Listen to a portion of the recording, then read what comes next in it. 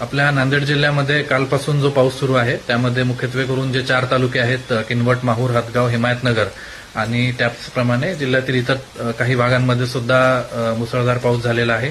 26 मंडळांमध्ये अतिवृष्टी झाल्याचं आपल्याला सकाळी आकडेवारी प्राप्त झालेली आहे.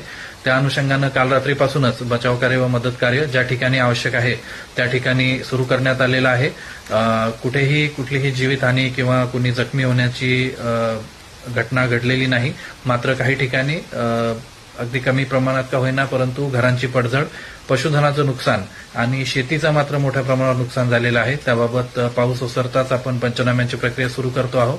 या अनुषंगानं सर्व जिल्हावासियांना जिल्हा प्रशासनातर्फे माझं आवाहन राहील की आपण धोकादायक असणाऱ्या परिस्थितीमध्ये जाऊ नये. विशेषतः जिथं जलप्रवाह हे आता भरलेले आहेत आणि ते वेगानं वाहत आहेत अशा ठिकाणी कुणीही जाऊ नये.